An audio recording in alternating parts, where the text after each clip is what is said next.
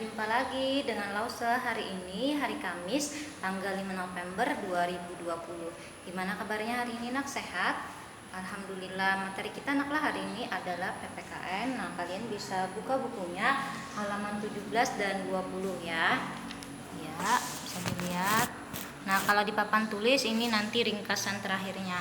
Nah, sekarang kita baca sama-sama dulu halaman 17. Ya, hari ini kakek dan nenek akan berkunjung ke rumah Mila. Ibu membuat masakan spesial untuk makan malam. Ibu membuat ayam goreng dan gado-gado. Mila senang dengan masakan ibu yang sangat enak. Kakek dan nenek juga suka dengan masakan ibu. Mereka memuji masakan ibu yang sangat enak. Mila bersyukur dapat menikmati makanan enak dan lezat. Mila tahu di luar sana masih banyak orang yang tidak dapat makan dan enak ya. Ibu selalu mengajarkan Mila untuk bersyukur. Kamu harus bersyukur dengan apapun yang telah diberikan oleh Tuhan.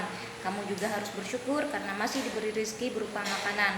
Dengan bersyukur, makanan yang kamu makan akan lebih membawa berkah. Bersyukur dapat dilakukan dengan mengucapkan doa sebelum dan sesudah makan. Selain itu, menghabiskan makanan yang diambil juga wujud rasa syukur. Jadi dari teks ini adalah pelajarannya tentang rasa bersyukur. Apa itu rasa bersyukur, nak? Bersyukur adalah berterima kasih kepada Tuhan yang Maha Esa. Bisa dilakukan seperti teks di sini, dilakukannya dengan mengucapkan doa sebelum dan sesudah makan. Nah, itu merupakan wujud rasa syukur. Kemudian juga menghabiskan makanan. Nah, itu juga merupakan wujud rasa syukur kita kepada Tuhan yang Maha Esa. Karena di luar sana masih ada banyak orang yang kelaparan. Jadi misalnya kalau ada makanan, mungkin kamu merasa kenyang ya, jangan dibuang dulu, mungkin nanti bisa dimakan lagi. Nah, itu wujud rasa syukur. Mudah-mudahan anak-anak Lause bisa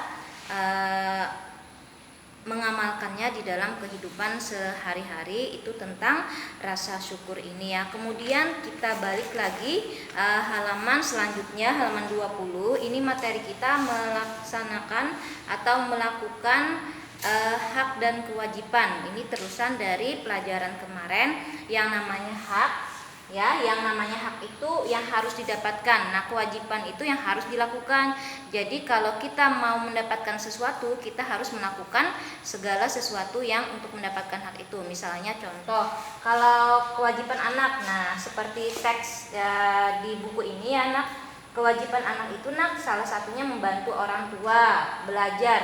Membantu orang tua itu macam-macam, nak. Ada mencuci piring seperti di buku ini, ada merapikan tempat tidur, menyapu lantai, membersihkan jendela. Nah, ini sudah mencakup membantu orang tua. Kemudian lagi belajar. Nah, belajar di rumah seperti ini, misalnya tugas dari Lause. Kamu menonton video Lause, kemudian juga menjawab soal-soal dari Lause, itu juga belajar. Nah, itu adalah kewajiban kamu ya. Kemudian hak yang kamu dapatkan ya setelah melakukan kewajiban ini hak anak diantaranya adalah mendapatkan kasih sayang.